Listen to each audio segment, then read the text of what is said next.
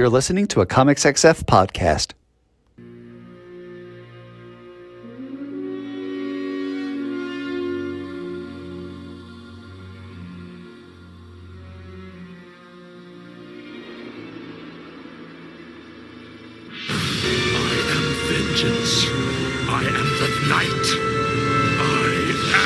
Matt Laswitz, and welcome to this week's episode of Bat Chat with Matt and Will, a Batman ranking podcast, where each week my co-hosts Will Nevin and I dig into 3 Batman stories, discuss them, and rank them on the big board, thus creating a giant list of Batman stories from best to worst.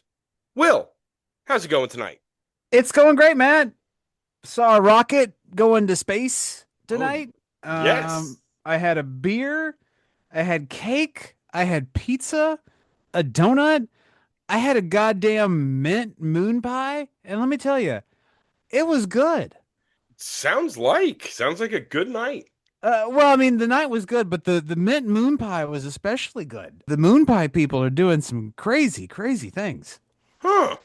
Interesting. Yeah, it had like kind of a thin mint kind of taste to it. It's like if you could imagine like a chewy thin mint. It's really good. Fascinating. Really good. All right. I have got 2 things. I have got a book and a movie to talk about tonight. What would you like to go first? Let's start with the book. Let's start with the book. Okay. I cannot recommend this book hard enough. Oh. I would suggest to anyone reading or listening to this. I mean, I suppose you could be reading the podcast, reading the transcript of the podcast. Stop. This will be here. This book is so good it could spontaneously burst into flame at any point.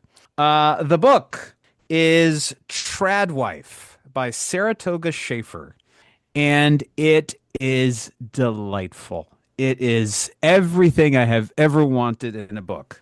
First, it is biting social media, social gender commentary about the Tradwife phenomenon. So we got that. 2, we got monster fucking. And 3, it's just really well written. So the synopsis is your average social media tradwife influencer.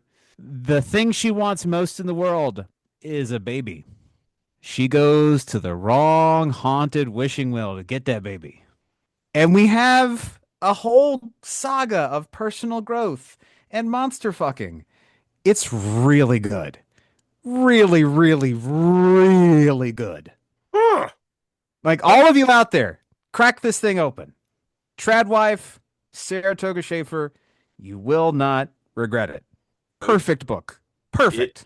I have noted it in my Amazon queue to purchase on the Kindle when I finish The Institute.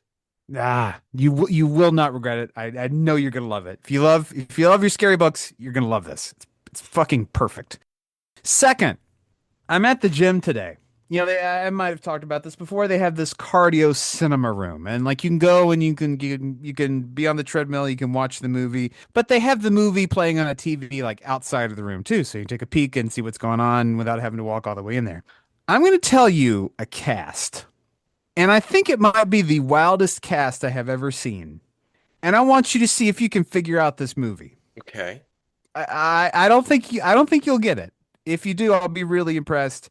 But the cast gets more insane as you hear it. Okay. Renee Zellweger. Okay. Reasonable enough. Sure. Chris O'Donnell. Okay. Yeah. You know, he had his moment, right? Right. See, so now I'm trying to place time. Because like, okay, Chris O'Donnell in a movie is probably mid 90s to maybe the early aughts. Here's where it's going to get weird. Okay. Your next couple of male leads. Ed Asner. Okay. Hal Holbrook. Huh. And here's where it gets really weird. Artie Lang. This being the second movie I know of that Artie Lang was in. So again, that's Renee Zellweger, Chris O'Donnell, Ed Asner, Hal Holbrook, and Artie Lang. Yeah, I have not seen this movie. That's for sure. Isn't that just a bizarre fucking assortment of people? It's fascinating. What's the movie? The movie is a lovely little 9% on Rotten Tomatoes Oof. rom-com, The Bachelor. Huh. I am not aware of this film. Why my gym picked it to feature in their cardio cinema, I have no idea. Weird pull. But 0 degrees of separation between Artie Lang and Hal Holbrook. Huh. I mean, listen, Ed Asner, Hal Holbrook, those are quality actors. And no shade to the others, but that's just weird. Well, there we go. That's There we go. I don't know if I'm necessarily adding that to my watch list, but it's fascinating it exists. 9%. Probably not going to be good. No, but 9% could mean a delightful train wreck.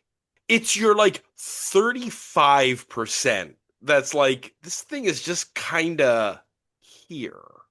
When you dip into the single digits, it could be truly just bad in a hypnotic sort of way. Oh wow. Okay, so I'm reading the actual Wikipedia article.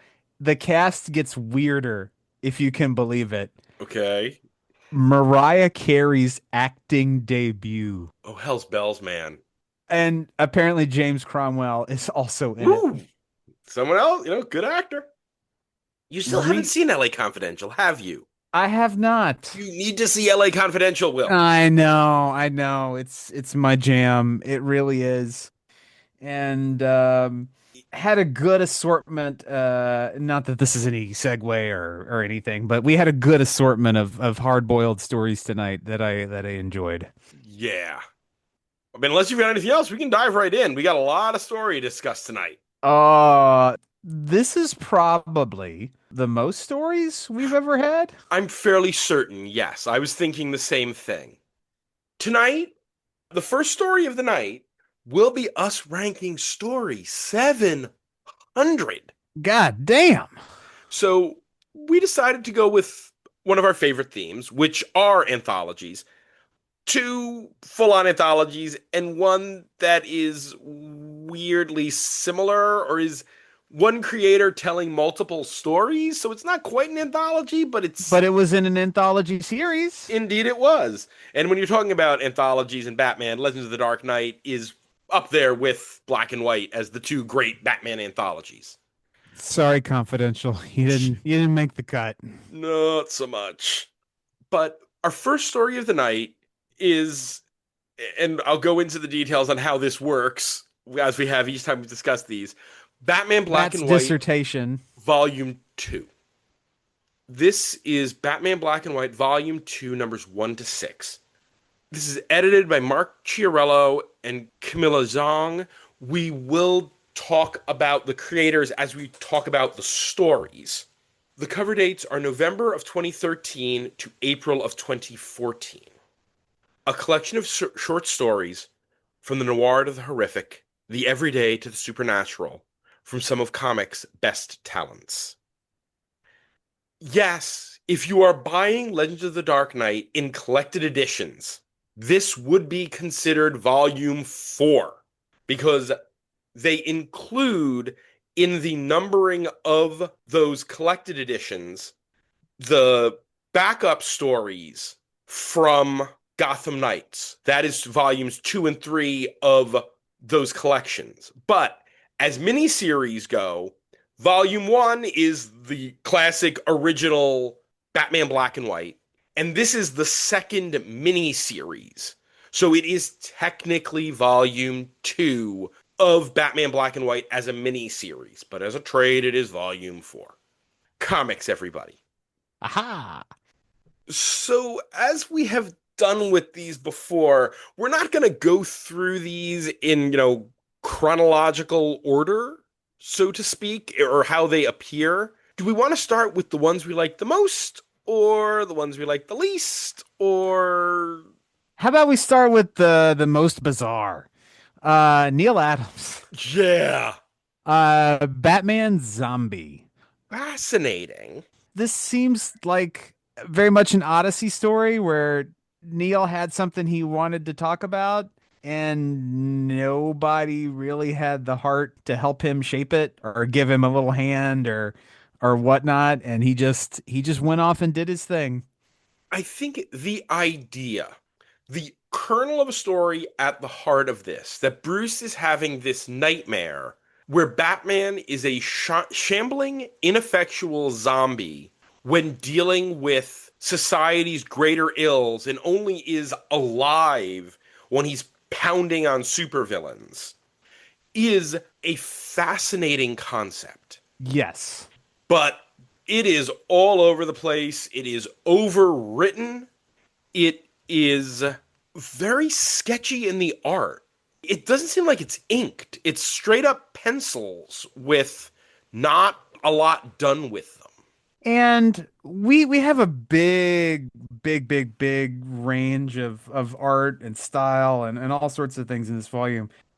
I didn't really mind that so much. Some of these stories, the inks are just way too heavy, and it just becomes hard to see what's going on. Some of the stories had no business being in black and white, as we've talked about this in the past, because it was the only story that was so rough, for lack of a better word. So, just the pencils. I didn't really mind that part. It was just if it is going to be a dream or a nightmare, you have a little leeway there in that it doesn't necessarily have to flow. It can be jarring, it can be weird. But you're right in that the kernel is something that is interesting, where Bruce's guilt at being ineffectual here, I think it works better than some other person making the tired complaint, oh, Batman just, punches all of the problems. And it is reflected in another story toward the end, and that story is good, but it's also overwritten in spots. The story where Bruce strips before going into a mission and talks to a guy who, had a good run as a lockpick, and some bad dudes hired him, and he's trying to take care of his dad. That's a great story, Yeah, but then it gets so talky at the end, where you could have done more saying a lot less. that one is one of my highlights, and we'll get there. Yeah. A couple of quick notes that I missed. One problematic creator in this entire thing.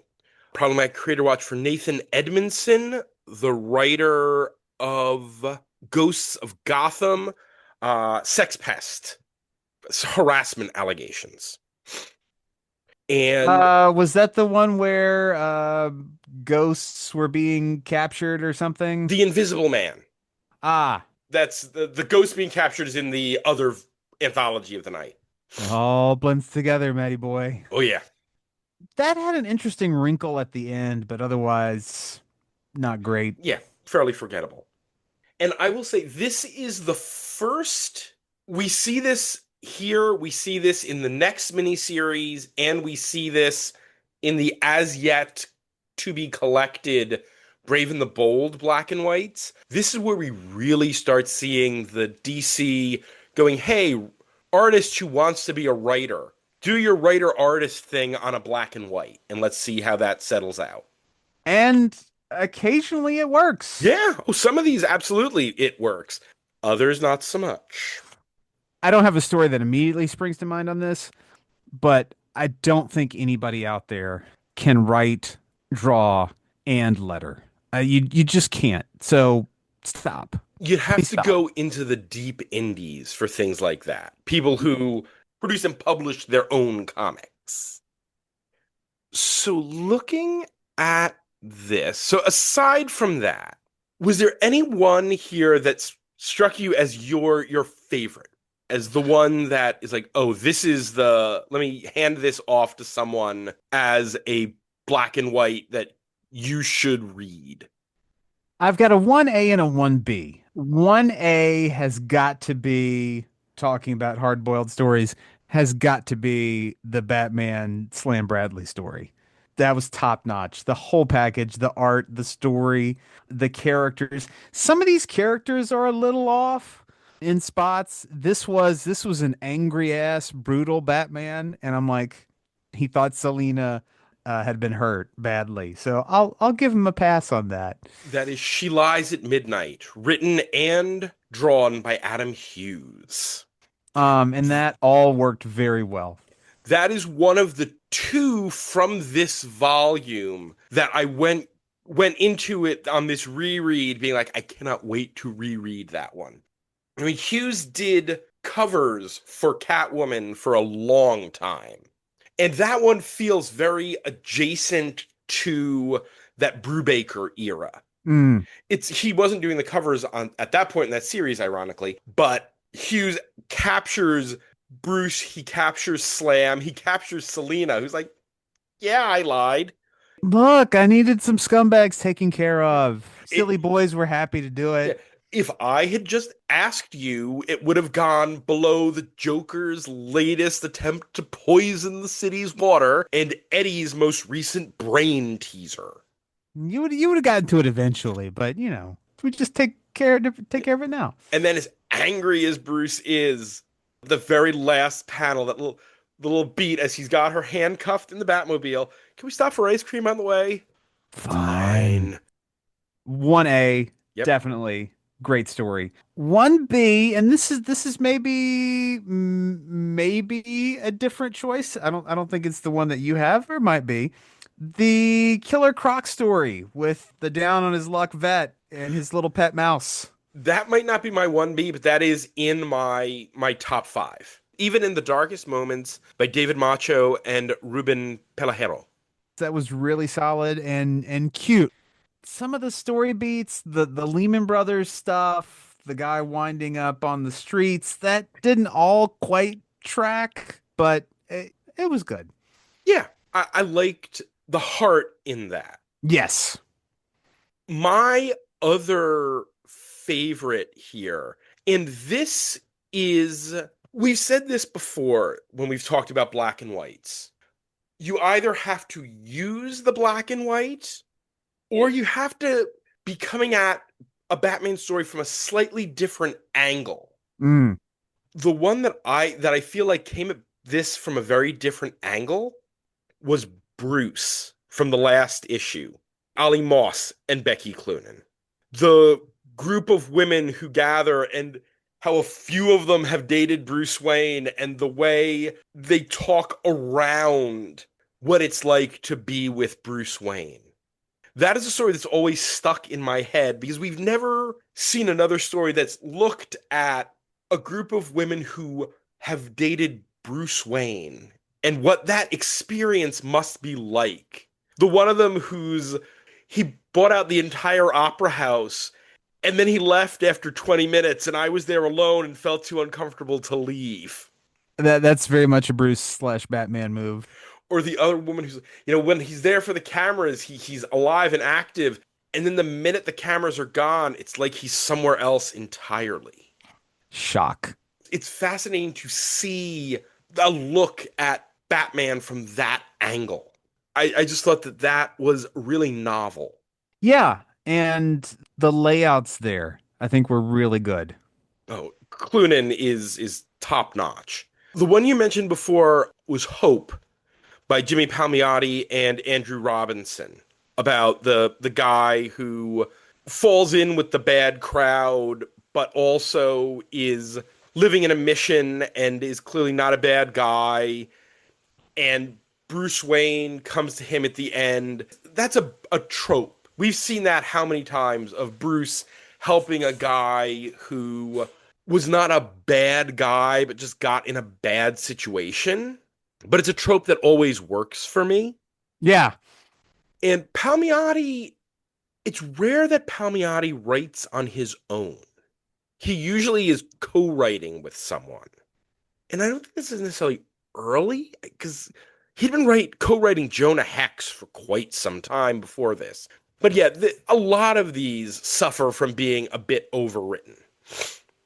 It's the speech at the end in that story that really gets me, right? Like Bruce comes to the guy in some kind of interrogation room, something, a visiting room, and he speechifies at him, right? And then all you really need to say was, "You deserved a second chance. Keep your nose clean, but you deserve a second chance, and I'm here to help." But it goes on for an extra paragraph outside of that. One that was not overwritten, and I thought was another one of my favorites, Silent Night, Unholy Night. The silent film in the style of the Fleischer cartoons with just the silent movie panels of like the dialogue there, but the rest of it is just this absolutely gorgeous Dave Bullock art. Bullock, who is the closest you can find to Darwin Cook. And reminds me that not all of these volumes took chances, did weird things, but we've read one before that had a newspaper strip in it. I liked trying something different, and I think this worked. And I wouldn't have hated it even if it didn't work. This is an opportunity to experiment, to do something a little bit weird. I liked it. And I mean, Uslan, who is the producer of many Batman related media projects. It's like, okay, he's a guy that's cool to see him get a short story here. Head Games, the ventriloquist story, is notable as it's Chris Samney's first Batman story. That is one where I wanted that in color. I want to see Chris Samney in color. But yeah, that was a solid story. The Clayface story, I thought that was really good. Yes, Clay. Cliff Chang, written and drawn. And one with a creator nod that will get me because the school that Dick is attending is Goodwin Academy. Reserve your place names that are called out for memorials, and I will complain much less about it. If you had kept a running total in all these stories of different shout outs, I think we could have hit what, maybe 30? Oh yeah, easy. Arpaio came up a lot. Yeah, a lot of Aparo stories in here. One that I liked the tone, even though it got real dark. I liked the tone. I liked the story. Another small time guy who just went sideways, but I hated the fucking lettering. Fucking hated it. To Beat the Batman, by Dave Johnson. The last issue here, 4 out of 5 bangers, and one that was kind of meh. Because the last issue, issue 6, the Clayface one, Clay, Bruce, she lies at midnight to beat the Batman, and then hiding in plain sight, the one with the robots. Yeah, didn't care for that one. No, that one was And more bad lettering and just blech. weirdly overwritten. Not one of my favorites. The other ones that I have marked as ones I particularly enjoyed, Long Day. It's Dustin Nguyen's story and art. I just like it. It's got a sweet little rhythm to it as you see Bruce going through a night starting at like 6:30 in the evening, and he's taking out gun runners, saving a bus from going off a bridge, dealing with a mad bomber, finding some kids stealing food for their sick mom. And then it's just midnight, and he sees Selena sitting on a roof, and he sits down next to her. Long night, and then you just see the two of them together for a beat, and it's like, oh, a nice Bruce Selena moment. I'm gonna have to add a 1C. Okay. I Killed the Bat. That shit was good. That was wild. Blair Butler and Chris Weston. That one was a weird, wild story. And I'm reading it and I'm like, okay, it's a Bronze Age style Batman. Oh, he's not supposed to say Arkham. That's wrong. And then it turns out it's an inmate drawing a comic and stabbing a guard. I'm like, shit, that's good. The other one that I liked was the very first story. Chip Kidd and Michael Cho's Don't Know Where, Don't Know When. Fun looking. Like again, it's in that Darwin Cookie kind of style with Superman and Robin looking for a missing Batman. Nice, simple, good looking comic. And it's Superman being a good dude. It's like, Yeah. oh, hey, Robin, you're kind of sad and scared, and Batman's gone. Let's go find him. It feels weird to not highlight a Lin Wein story. It was good, right? It was Yeah. nothing wrong with that. The art was good. It's just kind of your average, fine Two-Face story. Right. And the same with there's the Marv Wolfman an innocent man that does something similar to Joker Devil's Advocate. Yeah, but we read this. This is not anything we haven't read. And bless him, Marv Wolfman's a legend. And it's not like everyone can have read everything. But I cannot imagine Joker, no matter how good the gag was, spending 5 years on death row. No. The plot too was too convoluted for the space that you had. I liked the story that Jeff Lemire's Winter's End, Bruce narrating about the last time he played in the snow with his father. Not a big fan of the art on that one. In all fair, I mean, Jeff Lemire, king of sad dad comics, so makes sense. Man loves him some sad dad. This is shocking, but the John Arcudi, Sean Gordon Murphy jam is not a real highlight of this volume. No, no, it's not. I will say this, and we've had this before in these volumes. I wouldn't say that any of these stories are problematic. No, So we're no, making progress.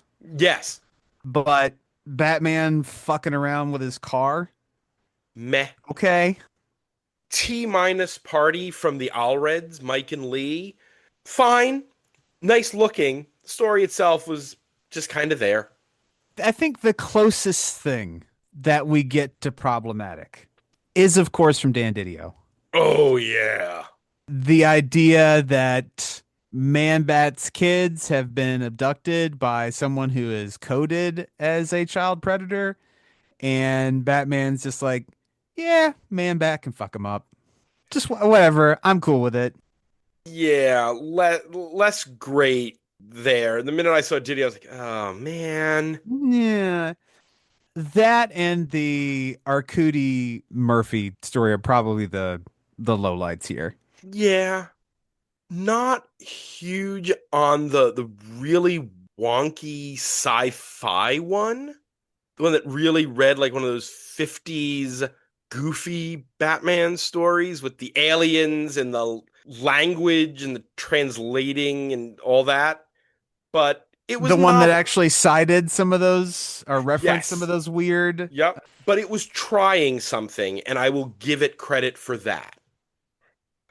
Also, a little befuddled by the one, A Hell Night from Ivan Brandon and Paulo Rivera, that is basically Alfred and Batman doing an Inspector Clouseau and Kato Fong, where Alfred once a year just tries to kill Batman.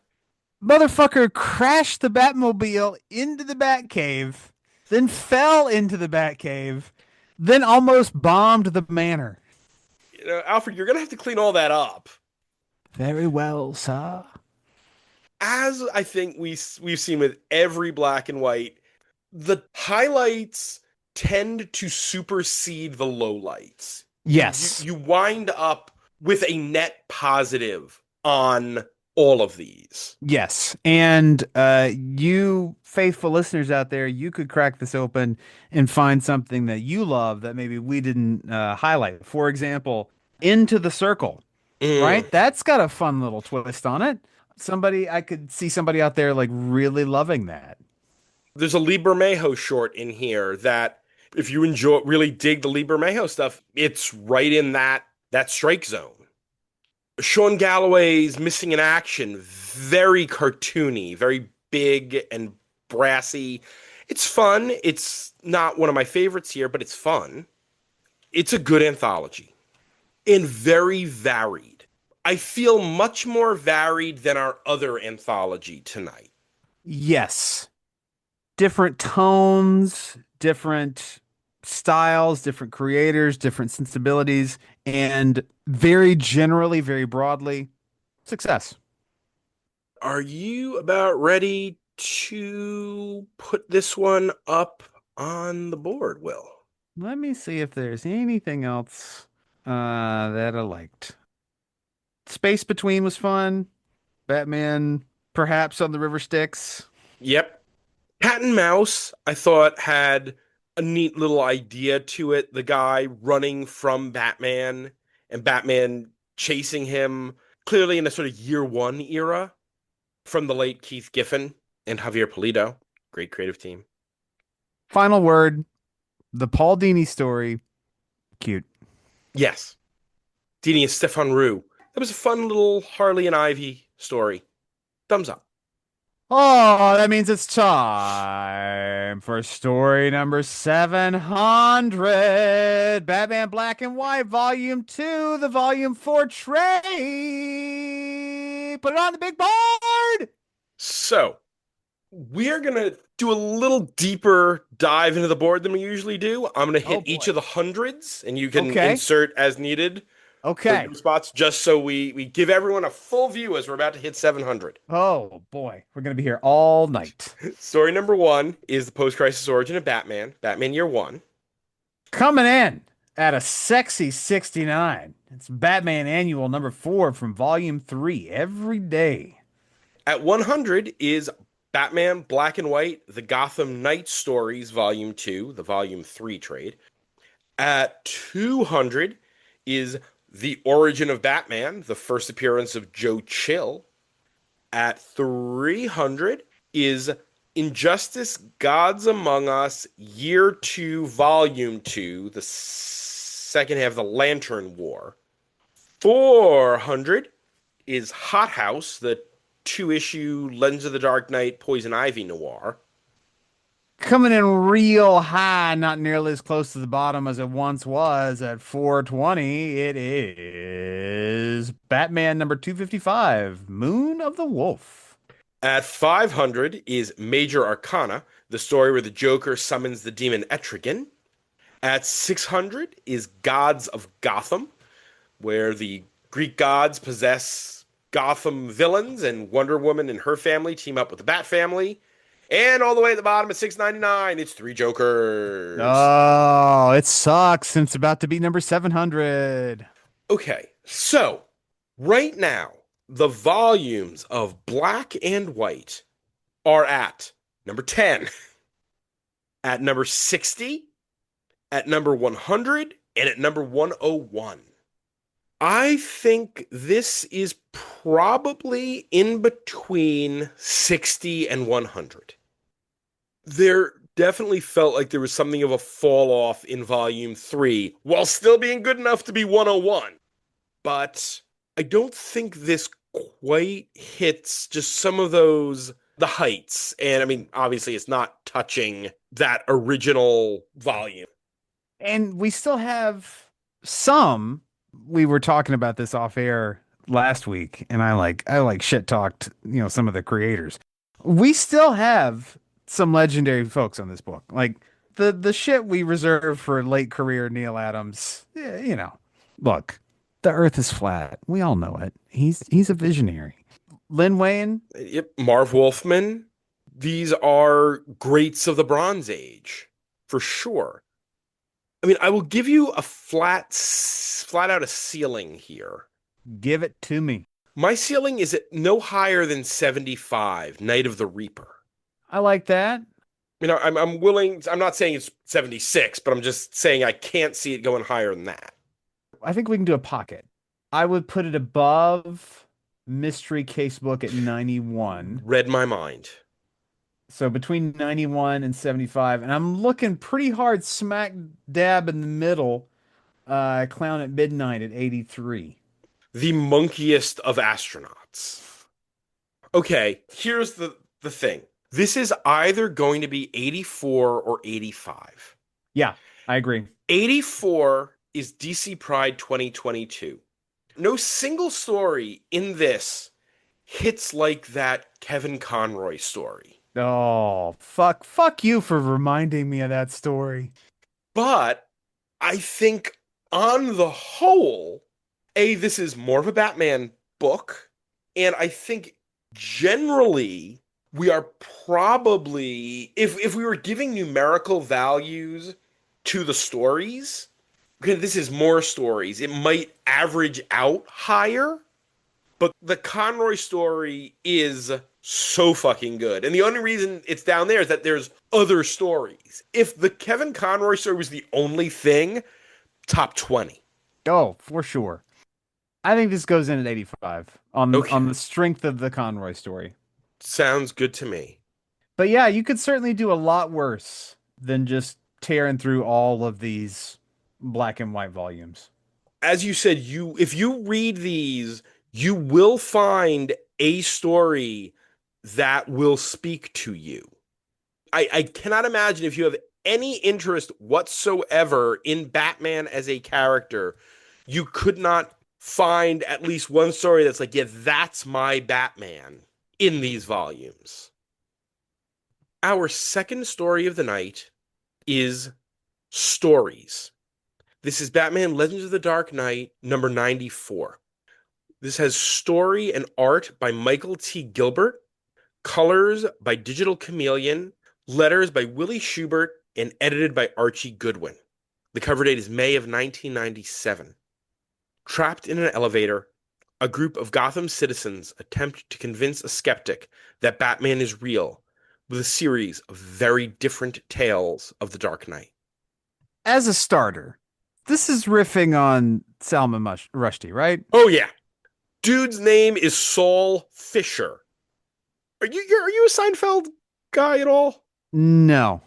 I am not a huge Seinfeld guy. I've enjoyed more than a few episodes of Seinfeld, but there's one, As anyone of a certain age has. yeah, there's one episode that I always remember because it was the first time I was exposed to Salman Rushdie as a concept, where Kramer believes Salman Rushdie, who is in hiding at that point, is I think at his gym, and the guy goes by the name Saul Bass, and so that reminded me of this, that he's Saul Fisher. Seinfeld introduced me to a lot of things that literature like that and John Cheever, things that I did not have any frame of reference for and had to look up. Just at the outset, I just like making this guy in the story such a coward was a real choice. And look, I am not some kind of defender of Salman Rushdie. I don't know enough about his work to either support it or be against it. But I know he was not this kind of mewling baby about his path. He has suffered for his work and he has not been particularly like private or quiet about it. And he's certainly not been a coward of this magnitude. That was a strange thing when you're so obviously referencing a real person. Yeah, weird. I gotta give Gilbert credit for the weird variety of styles he hits in this book. Yeah, normally when we have something like this, and we feels like we did one last week, did we not? Of where we tried to borrow and commemorate these earlier art styles. We got to bring in somebody to do this stuff. We got to bring in a vet. But no, he certainly tried to take it all on himself, and for the most part, visually, I think it really worked. What minor quibble I had is that if you're going to ape an earlier style, you got to do it completely. You can't do early Batman with modern layout. You're breaking the suspension of disbelief. Like it doesn't work when you do it that way. Especially because the other two stories, because you've got a golden age, a silver age, a bronze age, and a modern age. Both the silver age and the bronze age, the layouts and things felt right out of those eras, while he was not doing the very tight paneling that you get in a golden age story in what was a just flat out retelling of the Mad Monk. Yeah. And in the framing device, I don't think we had a very good use of the nine panel structure because it would just jump around to different scenes. And to me, that the 9 panels should be confined to, what's happening in this one scene between these handful of characters are these facial expressions or just something, not jumping around to all of these different places. Or you're very specifically juxtaposing that Yes. it's one panel in the elevator, one panel with the Enlightenment, the cult guys going up the stairs, one panel back in the elevator, then the next row is Enlightenment, elevator, Enlightenment, then elevator, Enlightenment, elevator. There has to be structure to it. We talk so much shit about him, but Tom King gets the formalism of a 9 panel grid. Yeah, it's you're writing within the rule book. Like you have to stick to the structure. And when it just loses all sense of grounding, it doesn't work. It's just like what's going on here? It's just kind of a visual mess. I like each of the flashbacks. So, I mean, we get the monk, but then the bulb boss of Gotham just creating this very silly Silver Age Batman villain who's obsessed with light bulbs. That guy fits right in with the penny plunderer. Oh yeah. In an alternate universe, there's a big ass light bulb in the Batcave. And that is, of course, done in the style of Dick Sprang because you've got a giant light bulb, which is right out of Sprang. Then age is unhealthy to children and other living things, done in a Neil Adams style. The mad scientist who's bitter about youth culture getting him fired, and thus he's going to de-age these or age these hippies up and steal their youth. And then gets de-aged and becomes a baby. And finally, an Asbats story that's really only there for a couple of pages just to have something that is distinctly modern. Every single one of these books, these formats has always complained, oh, these modern stories are so dark. I love it that it's, little old lady Julie Madison telling one story, the cop who was involved in the bulb boss story, the hippie, and then the cop's grandson. Each story, the perspective, when you think about it, it's like, okay, Julie Madison makes perfect sense. Then a cop telling one of those Law and Order stories from the Silver Age, and a hippie telling a Denny O'Neil story from the 60s, from the 70s. Yeah, that tracks. That's just a flashback right there, man. Yep. And then a tween or teen telling an Asbat story in 97. Sure thing. Was it just me, or did the framing narration sound like Rod Serling narration to you? His name is Saul Fisher. He is ba ba ba ba ba. Those opening couple of pages were almost befuddling because I'm trying to track the narration. I am not sure who the subject is here.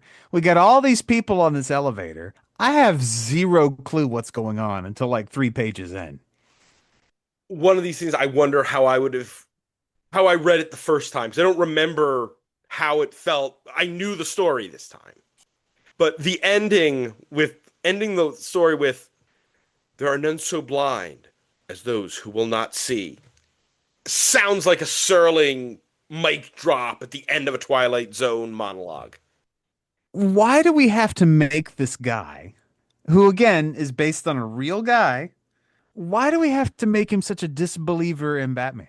That was another very strange choice. Would that have worked better for you if there wasn't the Rushdie stuff overlaid on it? Oh, 100%. Absolutely 100%. All you really need to do is not give him the name that so evokes Salman Rushdie. Hey, this is Gotham.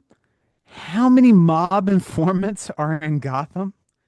Or a pop shrink who wrote something snarky about one of the Arkham set, sent their gang to wipe him out. Yeah, Not like even worth get breaking out of Arkham. Just have the goons go after him.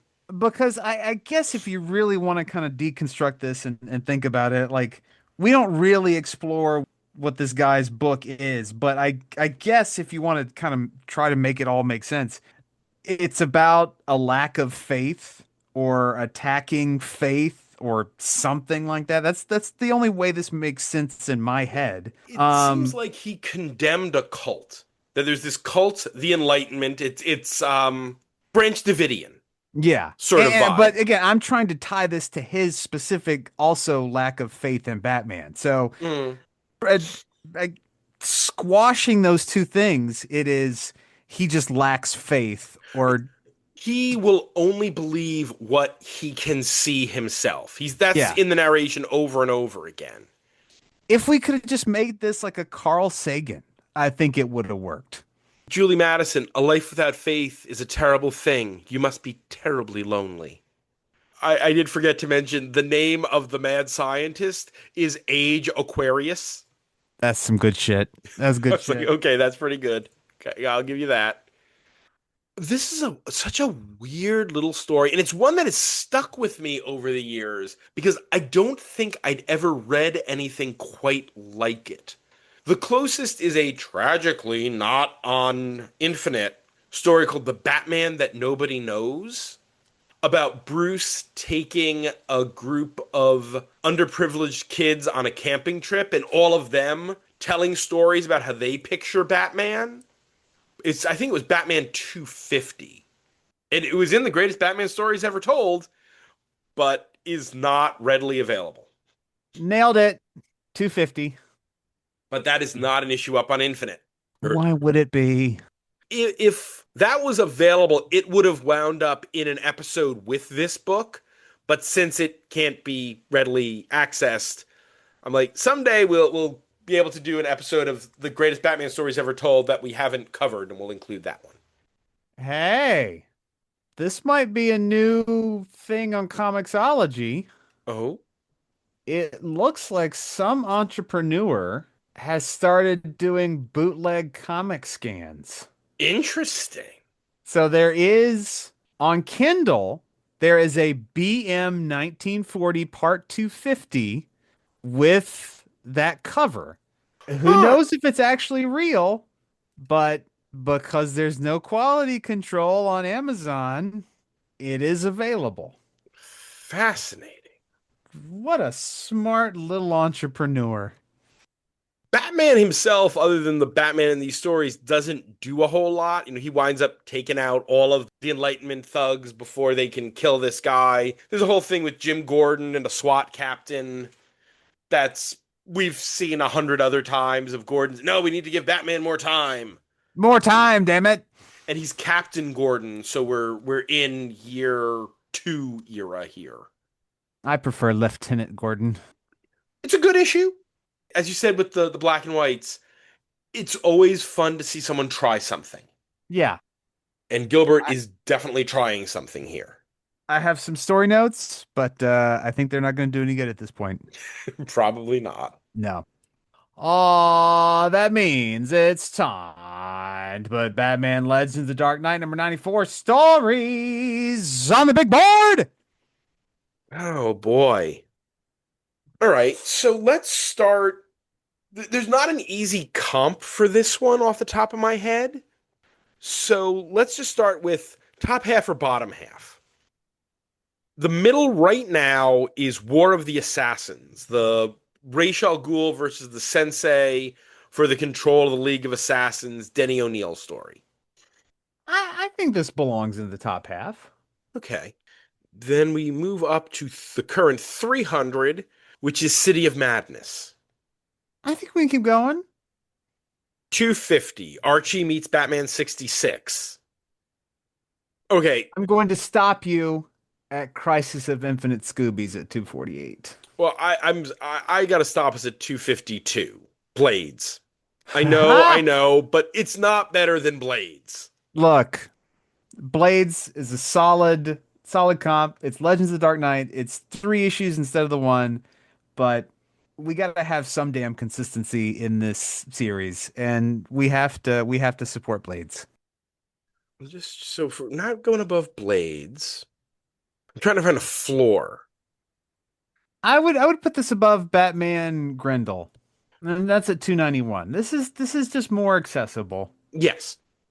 First Two-Face at 284.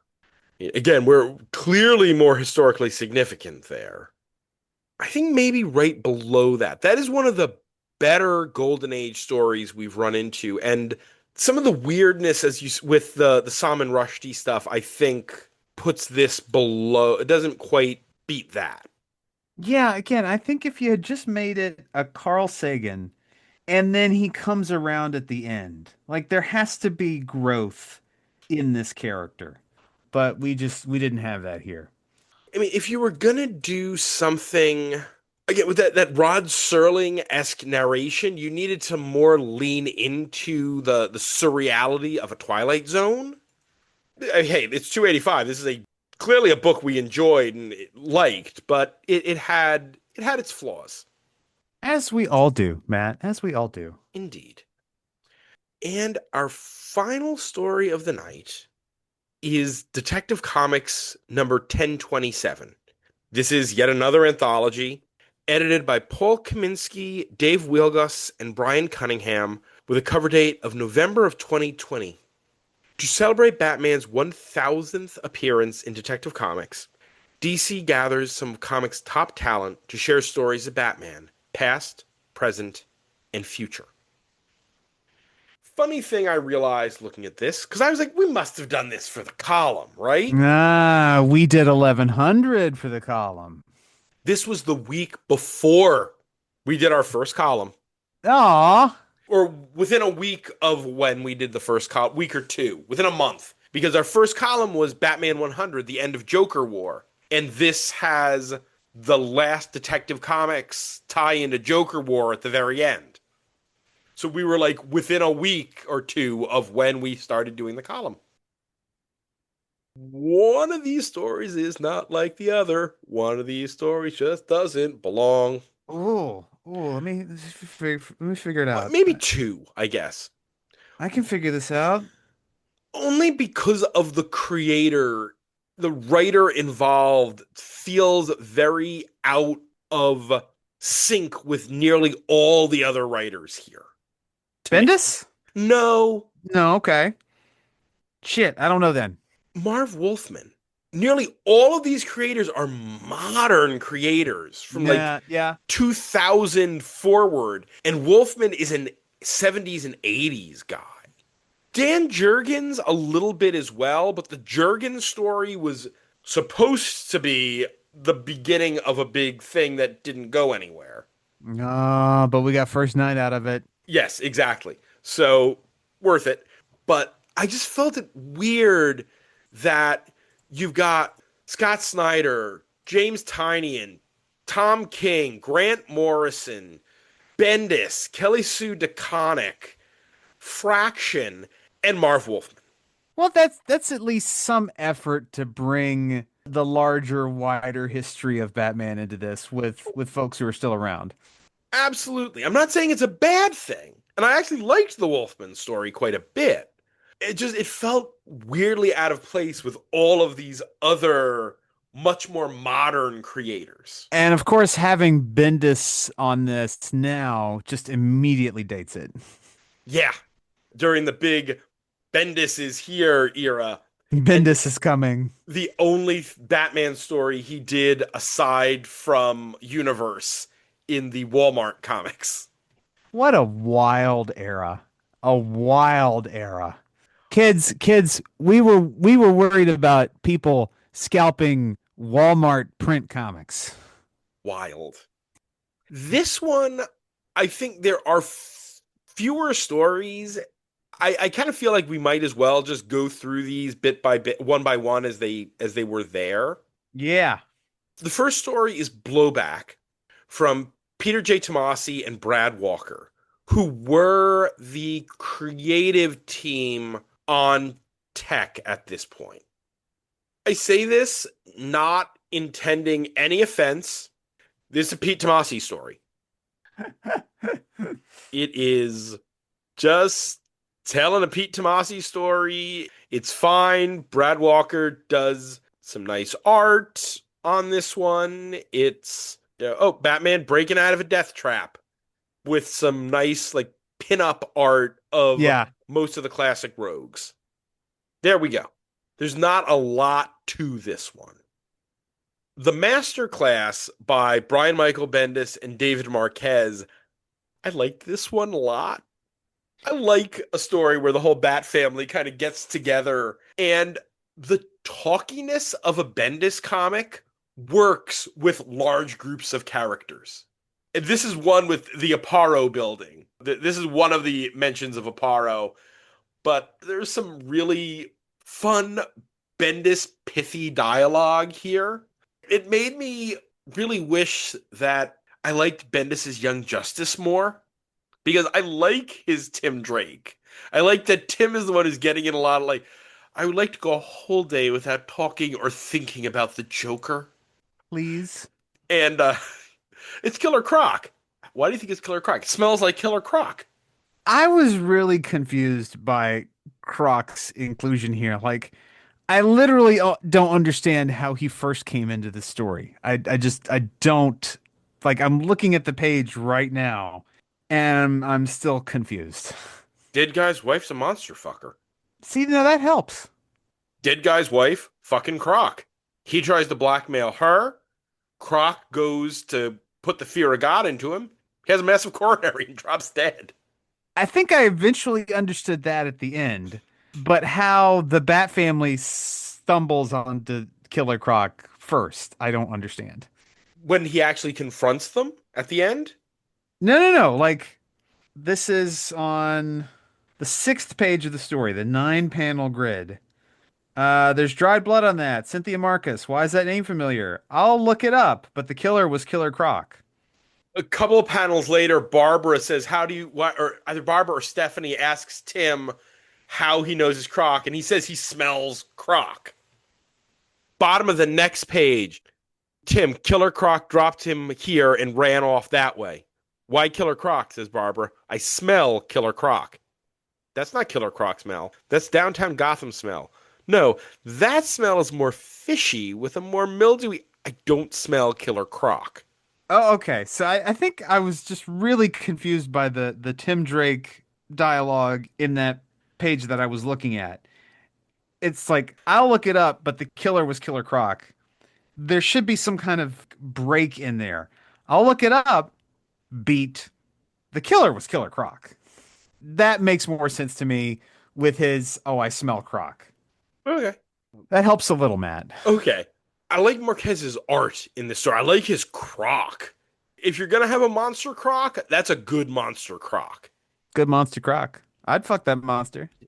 And you know me, I have a soft spot. My Wayne Family Adventures soft spot, that very end.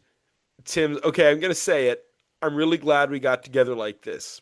Barbara's, it's like those family picnics I read about online.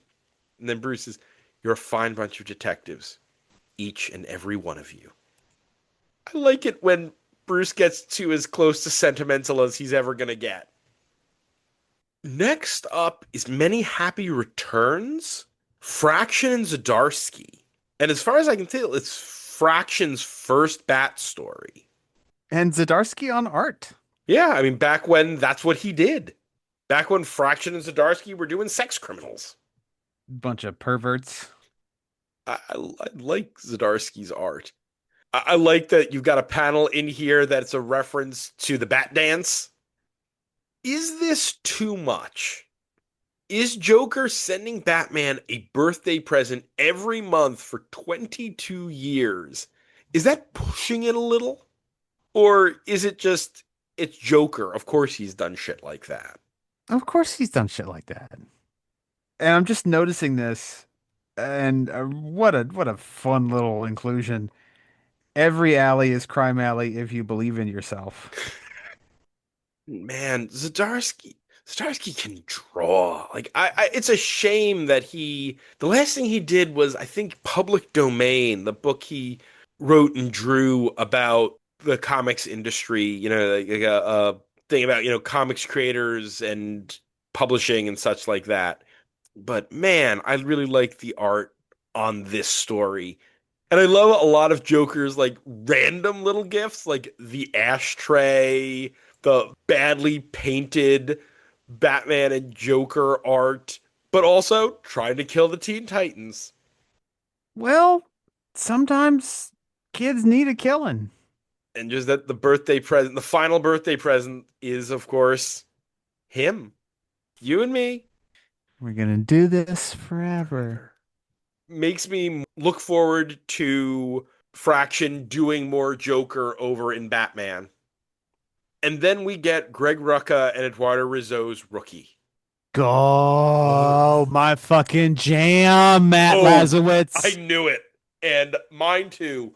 Fuck, man, when Greg Rucka, just writing a solid GCPD crime story about corruption in the GCPD and one cop standing up to it and what it means to take an oath. It's Rucka doing his Rucka thing. Top notch. No notes on that one. Mm-mm. Ending, fucking perfect. Then Ghost Story from James Tynion and the Fourth and Riley Rossmo.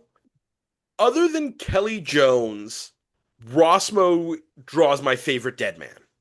He gets the assignment on what Deadman should look like, which is weird.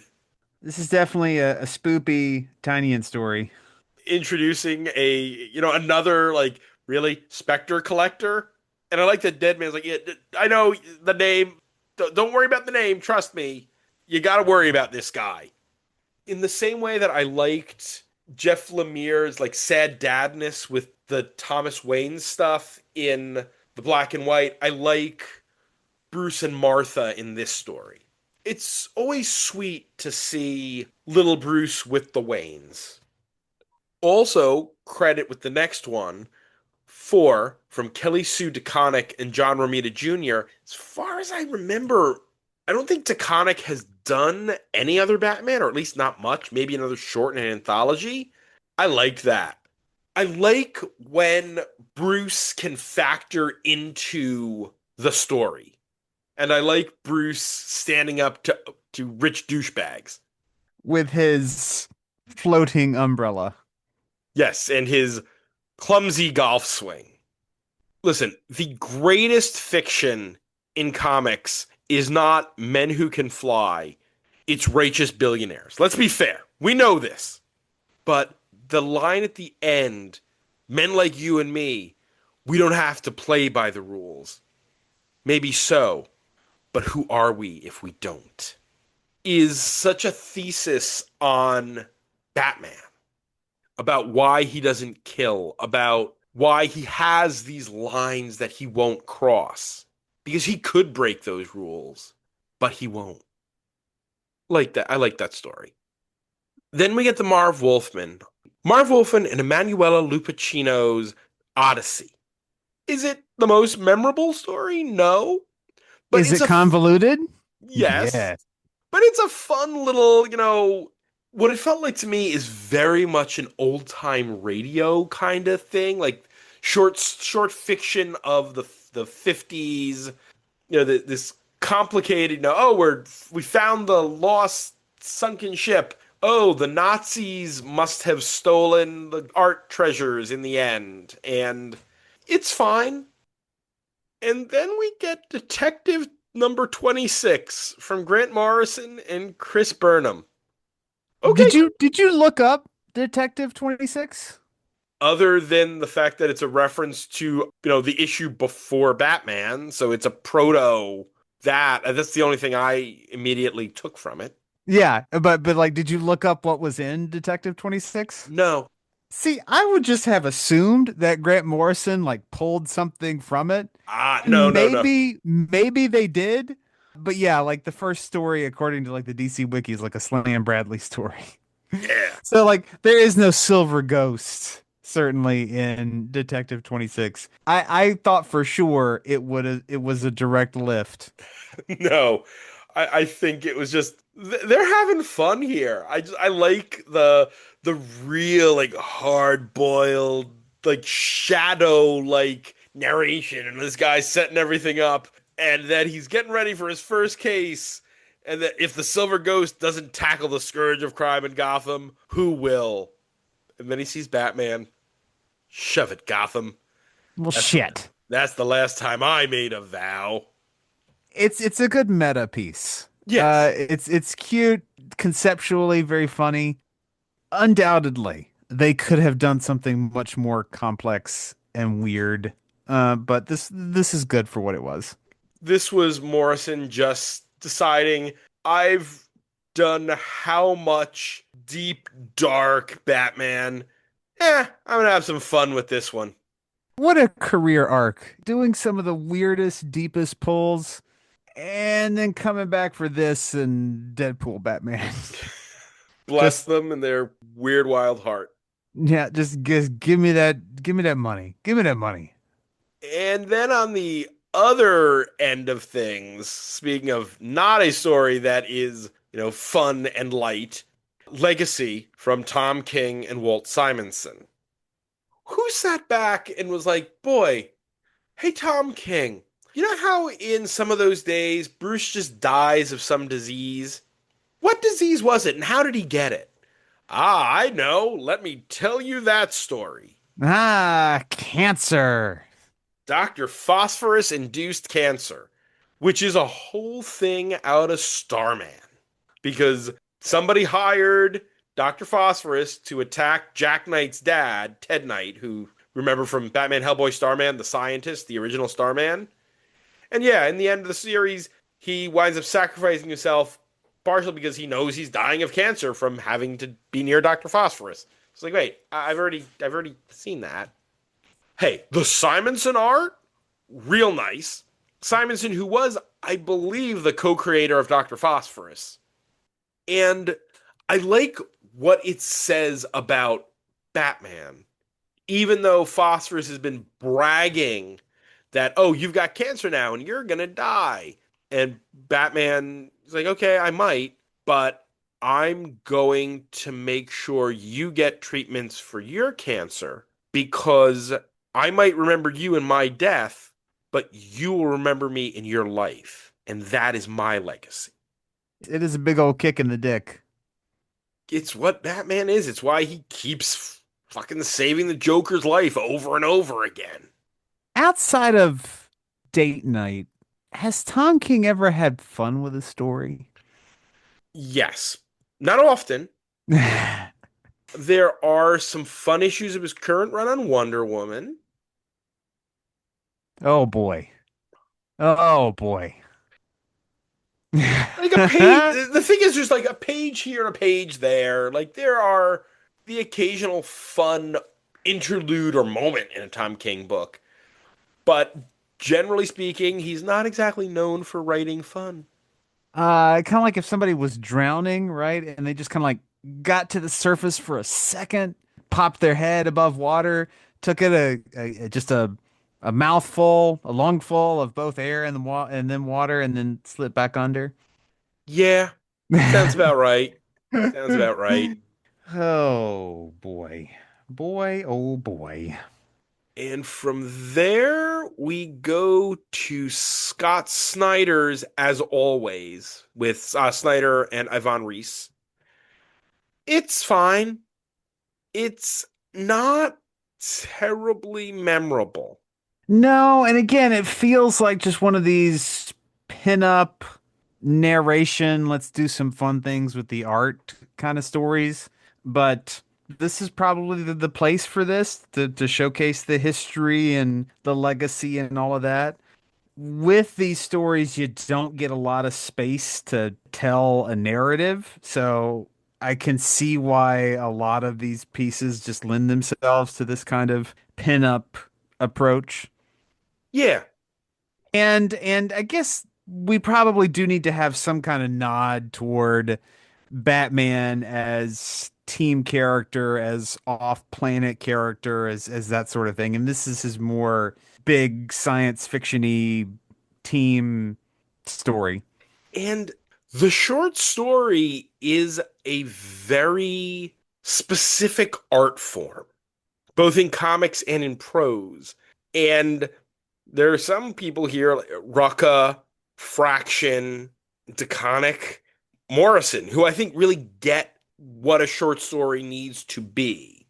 And it's not to say that any of these others, like I think Snyder's written some good shorts before too, but Snyder's is less about story and more about vibe, not the former Justice League member vibe. Not that guy. And hey, give me some nice Yvonne Reese art. I'm good. Then comes Generations Fractured. Dan Jurgens and Kevin Nolan. The lead in to 5G. Remember 5G, Will? Oh, I do. And then it got leaked and nobody liked it. And yeah, And that's what we got. We got this and a couple of one shots, and that's all she wrote. But as you said, fortunately, the plans that Jurgens had, I guess, to tell stories of a Batman in the 30s gave us First and Second Night. So, I would have been overjoyed at an ongoing, 1930s Batman. Holy shit, what fun that would have been. yes. But it was Do you think if 5G works, we get absolute? no, because I Yeah. think 5G was the first stab at something like Absolute. And I think what DC realized is we're trying to do the new 52 again, and that didn't work for this exact reason that you're getting rid of the established versions of the characters. You can do parallel universe, but you can't do replacement universe because Nope. nobody's going to take it anymore. It worked once. It worked with Crisis on Infinite Earths, but it hasn't worked since, and we now are so deeply entrenched in fan culture. Not to say that we weren't in 86, but more kids were reading comics back then. It was something that could be more accepted by a new generation of fans. But now, when most of your readers are in their 20s and 30s or later, not going to fly. I want my Batman, and it's the Batman I'm reading right now. Do not fuck with him. There you go. And the final story in here is A Gift from Mariko Tamaki and Dan Mora, who will be the next creative team on Detective after Tomasi wraps his run. This is the first appearance of here officer, soon to be Mayor Nakano. And we see the accident that took his sight Yep. and gave him mad on for Batman. Makes sense why he's kind of pissy towards Batman after this. And yeah, he goes on to die. Yeah, yep. After Jim Gordon cuckolds him. Hey, Jim Gordon is a tender lover. Harley Quinn has taught us that. That's a thing that has happened in the last couple of years. Jim Gordon has an affair with the mayor's wife, and we just kind of like forgot that. Yeah, it's not like it's out of character for Jim. He That's has true. We have talked about that. The man does like to fuck. not the mayor's wife, buddy. Not the mayor's wife. This one is this is a fine story, but it, as with the Jurgens, is very much about setting future stuff up rather than trying to give you a Batman story for the ages. Oh yeah. Overall, I think this is a good collection of stories. I don't know if any one of them is an all-timer.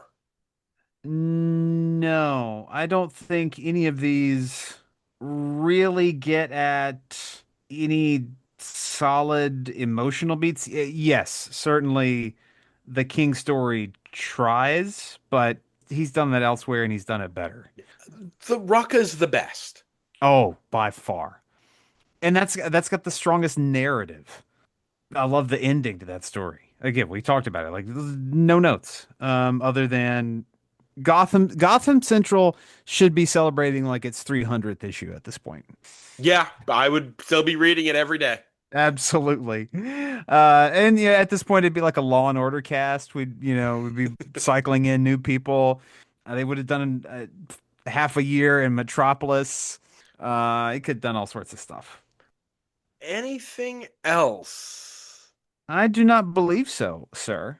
So that means it's time to put Detective Comics number 1027 on the big board.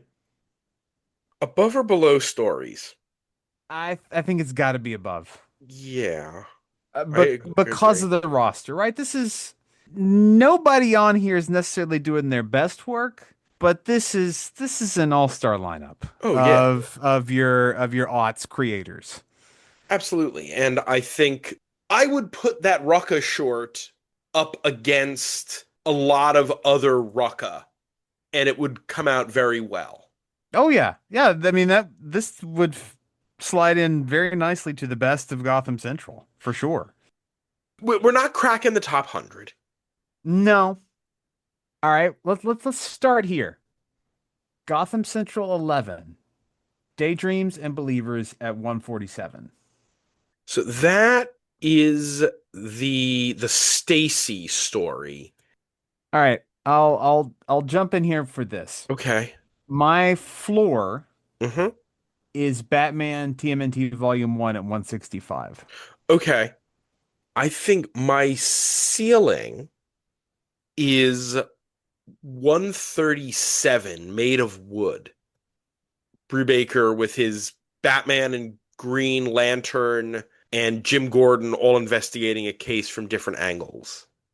I'd probably nudge this down a bit further, 143, Robin Dies at Dawn. Okay. I can see that. I think I'm gonna say the new 150 in between Blackest Night from Batman and Robin and above A Lonely Place of Living. A story that, it's a big old Tim Drake story, so I enjoy it a lot, and it's a great Tim Drake story, but it's also so wrapped up with all that Mr. Oz stuff. Blech.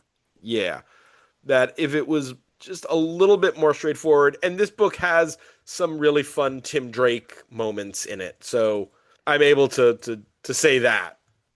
How does that sound? New 150. I like it. Just nudging out Puzzle Box, which continues to be one of my favorite stories. Oh yeah. Hey, 152. It's still a really good showing on a now 702. There are what, 550 stories below that? Still well above the average. But that does it for tonight. Next week, Matt McThorne joins us for a vision of the future in 3 of DC's Future State miniseries featuring Batman characters. Remember, you can support the podcast on Patreon at patreon.com/batchatwithmattandwill, where you can get shoutouts, bonus content, pick a story, and even come on the show. We'd like to thank those Patreon backers: Dan Grote, Josh Wheel, Mrs. Abigail Hartbaum, Mm. Asma Fangirl, Tony Thornley, Go Aggies. Sam Hopper, Go to bed, Sam. It is so late. John Wickham, Hey, John, you beautiful, beautiful bubby, you beautiful boy. Tim Rooney, Giorgio Sergioli, David Wheel, World's greatest gray belt. Alexander Wheel, Matt McThorne, McThorny, welcome back next week. Dan Offer, Barely Newer, Nate Randell, Daniel Mosley, Ross Holmes, Mr. Random Ace, Will Crisp, me compadre, Carlos Cordova, Jordan Jennings, Charlie Etheridge Nunn, Sean Shambly, The Final Wraith, the scariest wraith. and Kyle Still Still the one. for their support. This show is available on Apple Podcasts, Spotify, Amazon Music/Audible, YouTube Music, Podbean, and on comicsxf.com, where new episodes drop every Thursday. You can find me on Blue Sky, where I talk about comics and other random things, and Letterboxd, where I review all the movies I watch, both at MattLaz1013.